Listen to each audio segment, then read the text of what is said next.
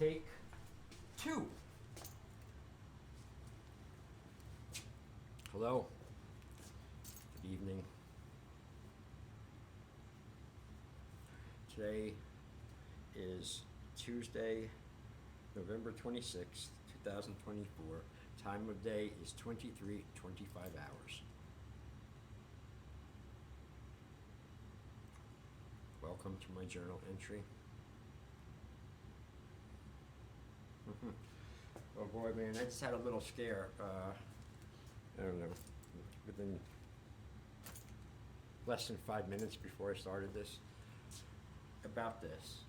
I lost the microphone, or I didn't lose it. It wasn't where it's supposed to be, and I panicked. Looked all over the fortress, all levels, couldn't find it.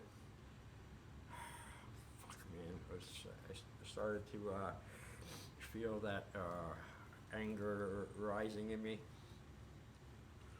Everything else I have taken care of.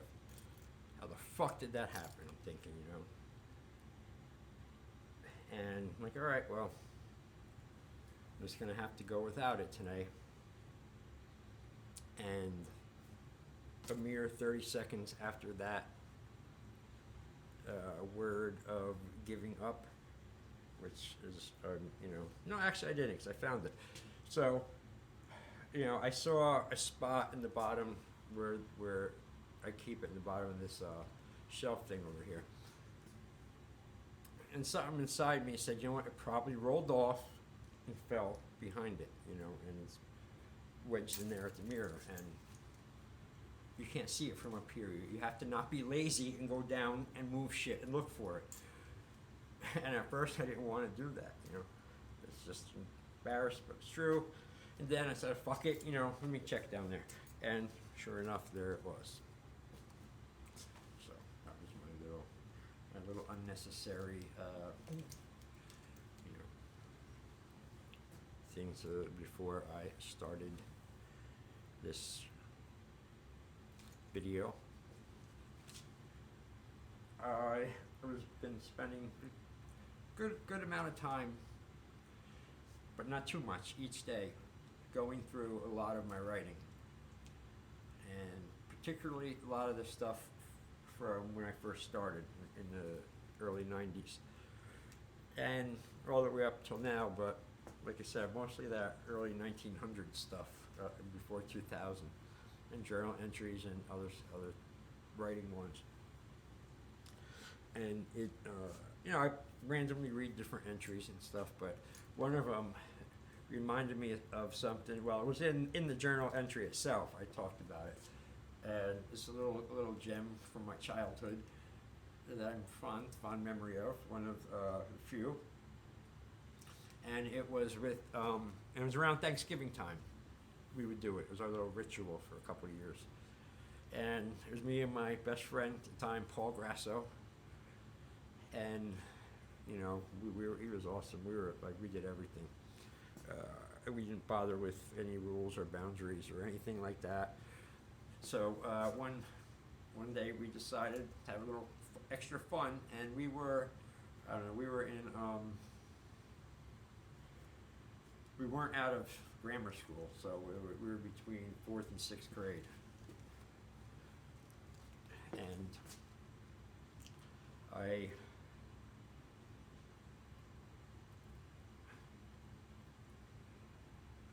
I'm disrupted because there's a phone call coming through my fucking phone.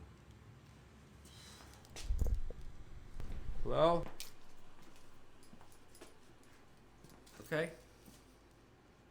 Again, well, thing resolved. I did the right thing. I did not blow off and continue what I was doing. Get back to you later. But I said, hey, hello, can't talk. I'll get back to you later. I'll finish my video. But I guess that's the right way to do it, in the past, there's no way I would have answered and returned the phone call. All thinking all me, which is wrong. But anyway, let me tell you about me and Paul with our Thanksgiving-ish tradition of mischief and mayhem. And we were, like I said, we were young, 10 under, something like that. And we decided one day, because we really weren't with the in crowd and stuff at school at all, even then. So we were anti everything one then. No one really ever watched us. We just hung out.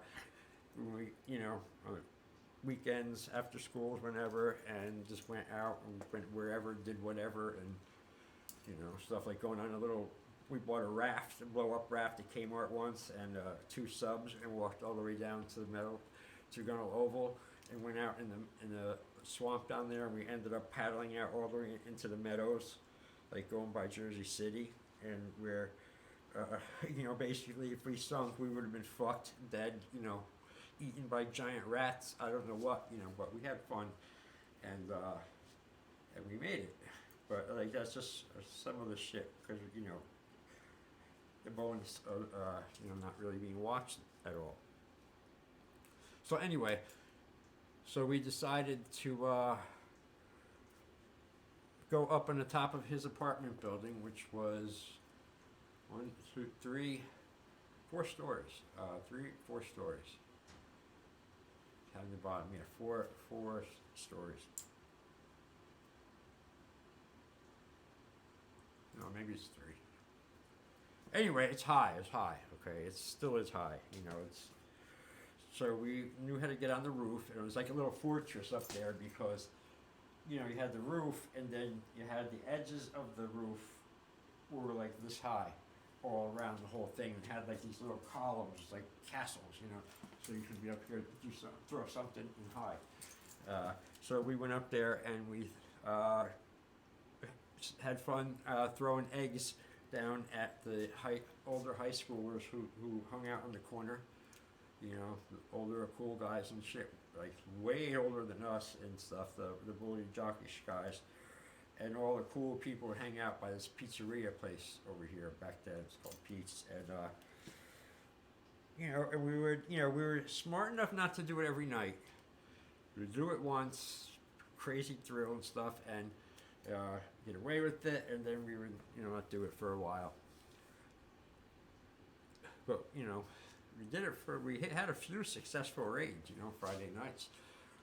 And we would throw them at the people standing there or walking and hide. We would throw them at the cars as they drove by, cars as they were parked. And we were smart. We'd do a couple, bang, bang, bang, bang, bang, boom, we get the fuck out of there. Back into his house before they started looking. But one time we almost really did get caught. They were looking for us, whatever. Because now we had upped our game. We were throwing eggs at people and cars. And then we started throwing wet newspaper. Because we ran out of eggs. And it was too high, that building, to do the wet newspaper. So we knew of this one other building on Kearney Ave. It was the Old Observer. It was like 1 story only. And it was real easy to get on the back, to climb on the roof from the back. It was just a fence, and that you go up, you stand up, basically just step walk on it. And yeah, that had a ledge like that too to hide behind. So it was the newspaper place, and Major Kearney Ave, and we would get a bunch of paper, make it wet, and we would throw it at cars, in windshields, and people walking by. You crack up, Now I looked at it, I see it's quite psychotic, and lucky we didn't hurt anybody. But just the things, that do in the past, and you forget about, and then you recall them, or something brings them up, and it's quite a trip, man. Because that still freaks me out, man. I'd want to kill anyone who did that, now. But like I said, we were just kids, under 10, no one watching us and stuff. So, we did whatever. Oh, man.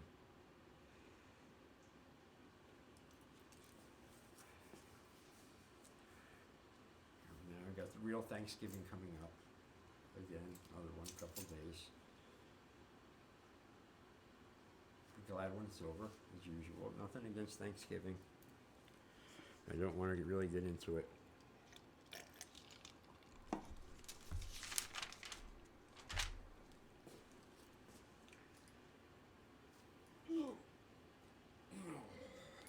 I was thinking, when I shave, or when I gave myself a haircut tonight. I mean, always cut my hair. I've been doing that, or let's be realistic. Cut, buzz, my head for a couple years now. Easy, at least 5 probably. I was so glad I did that, started that. Not to mention the money I saved from going there every couple weeks, but I could give myself a haircut whenever I want, every day. You know, if I want to just keep something up or something, and it's so, you know, convenient and fun. I never thought I'd do it, be able to do it, cut my hair and it not bother me, or it not be a pain in the ass. Now I can't imagine anyone else doing it. But anyway, so I was doing it today, and I went shorter, and I took more off. And wait. Oh, yeah, so, and as I was doing that and shaving, I was able to notice the scar on my head a lot more. I don't know, I'm pretty sure you can see it. I hate it when I show something and I either don't put it in the light or I don't leave it there long enough. But right here, it's about that big. If I shaved it off, like really with a razor, which I've done with my head, you can see it really. It's like the textbook picture of like what a scar should be. You know, like a little, not too big, but but also, as I say that every time I say that, it's not just a scar. My fucking skull is dented, like that much. It's like dented right there where the scar is from the steel door that hit me. And so it made me think, like, fuck, my head is like titanium or something, or more, or stronger, because I've taken some shots. And I should be fucked up, I would say, but I'm not, and I'm glad I'm not. But, like, for example, first time I was ever knocked out cold, completely unconscious, and not for a couple seconds, for like a minute, half a minute, or minute, maybe more, because I was moved to another part of where we were. I was oh, sorry. I was like kindergarten. I was in kindergarten, and I got hit in the head with an aluminum baseball bat. Not like on purpose or anger, but again, I'm out there fucking playing. Nobody's watching or nothing. It's fucking shitty 70s, and I was playing with a couple kids. And they were a little bit older, I remember, from the little apartment project complex thing I lived in down there. And across the street from the place was a factory that made aluminum baseball bats. So half the people who lived in those apartments worked there. And everyone had all these fucking aluminum bats, because they brought them home, whatever, like people do work stuff in, So anyway, so we were out there, and they had one of these bats, and they wanted to play baseball, and, I wanted to play too. And then, they put me down, or if I volunteered, or I didn't know, whatever they put me at. So I was catching. So I was sitting behind the, batter. I don't even know if I had a mitt, right? And I remember the guy came up.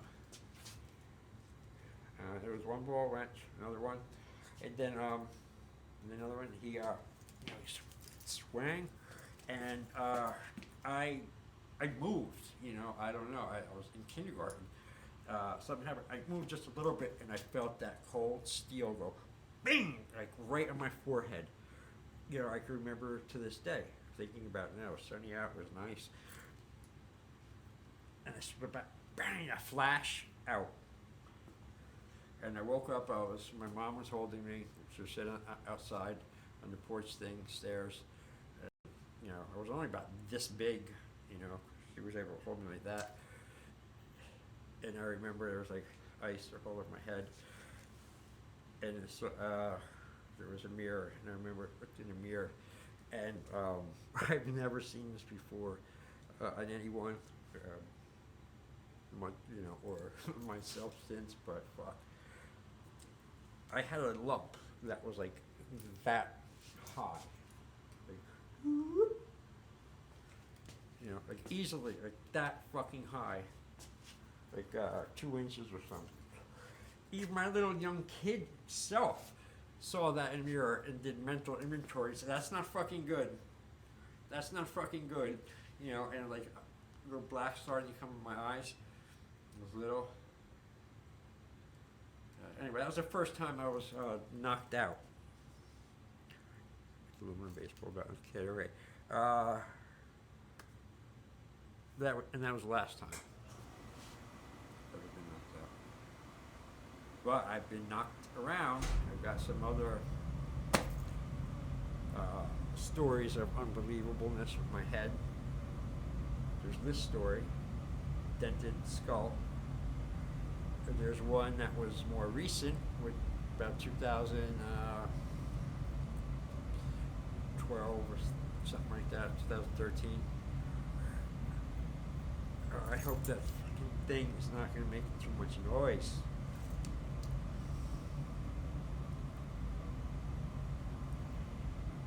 I'm going to turn it off.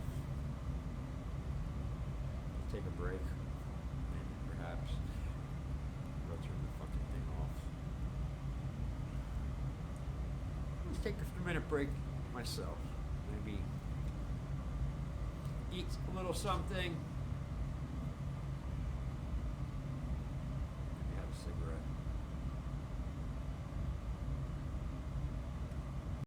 Back and finish the story of my super hard titanium head. This one just to give you teeth, like you're waiting. I was hit in the head with a forklift, the forks of a forklift, pinned to a side of a truck on the inside and dragged backwards like 15 feet. I'll tell you more after a word from our sponsors. My sponsors.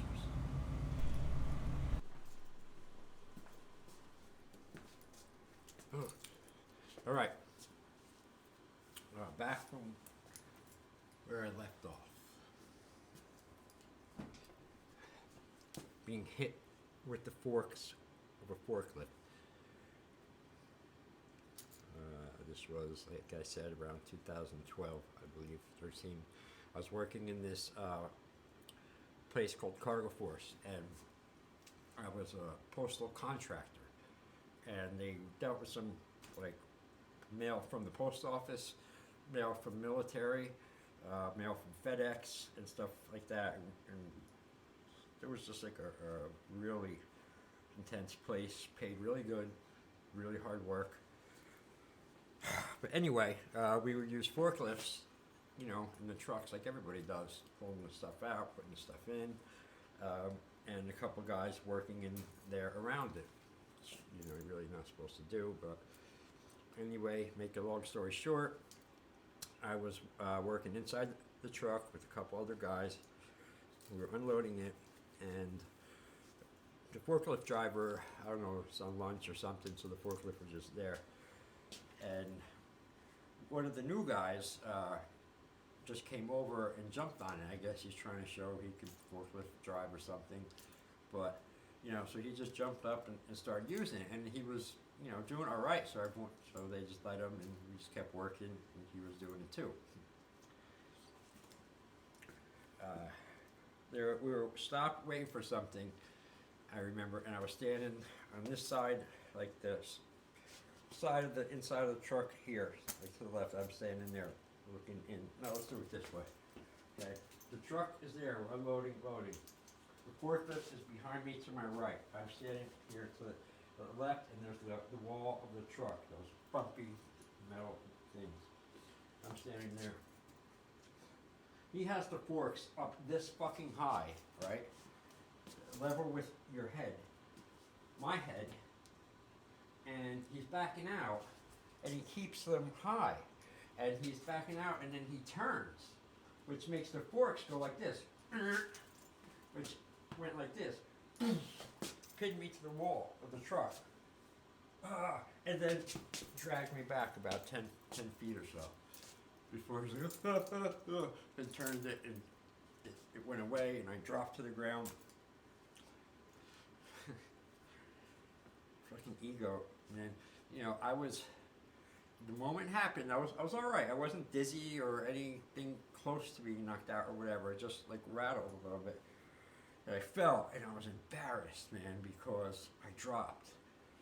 You know, so I did what I always do. I get up, shake it off like it's nothing, like I was trained to do things, and so I'm like, I'm standing up. So I'm all right. That's what the fuck, you know. And I'm, you know, trying to make like it's no big thing. Get up, and then I turn around and I start and I grab a package. After I went, you know, with the fuck, and he came over, but I'm sorry, it's all right. You know, I could tell his face. He was really scared and sorry, and it wasn't on purpose. So I go to grab a package, and then this guy comes over to me. This older guy who's really cool, and he was the father, or the supervisor we had. That was his father. He worked in with us, so his son was the supervisor, Alex.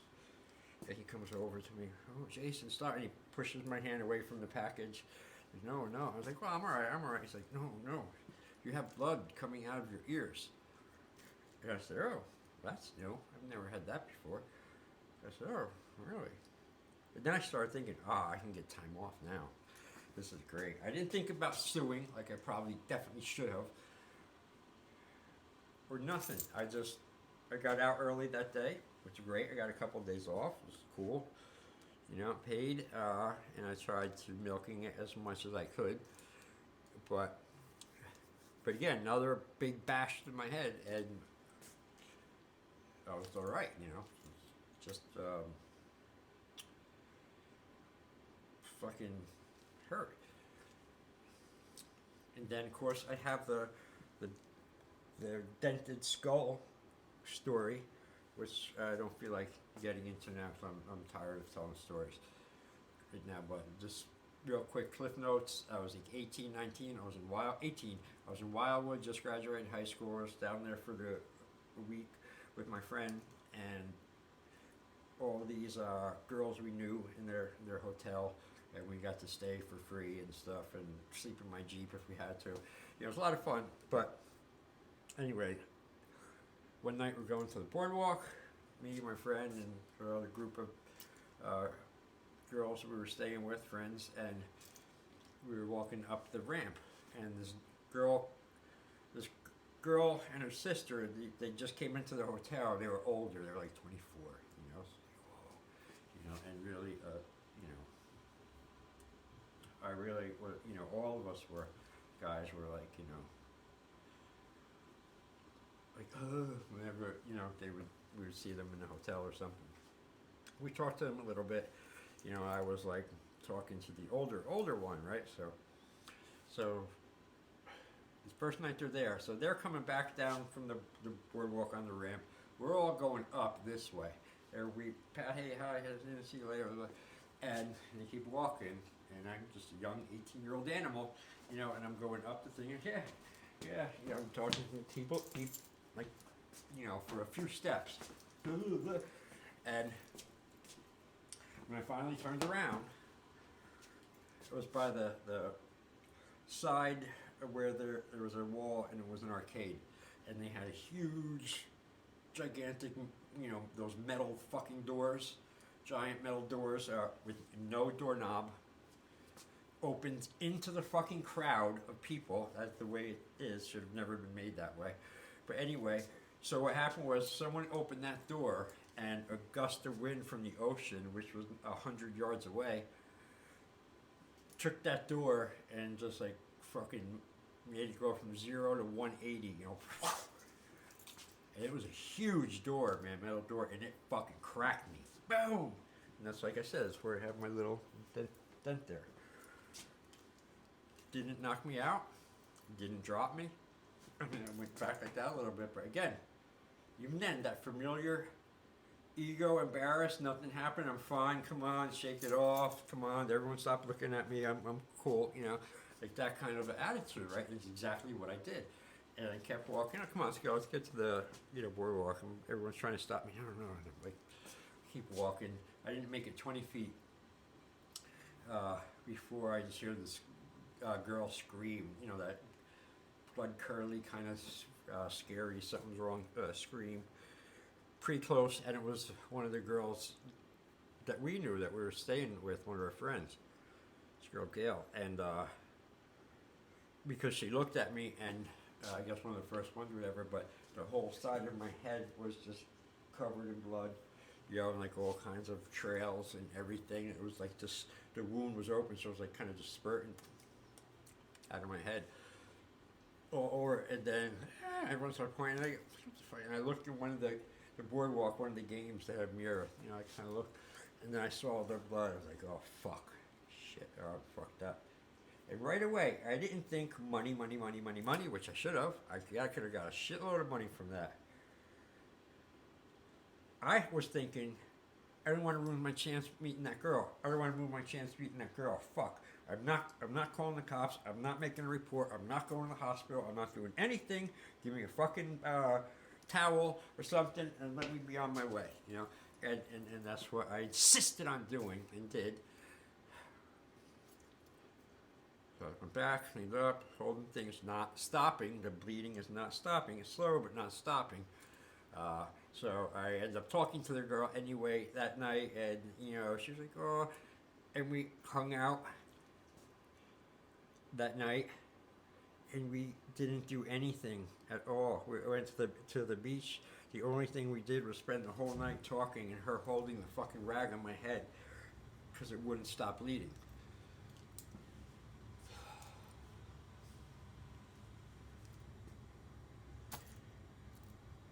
There you go. You know, youth and my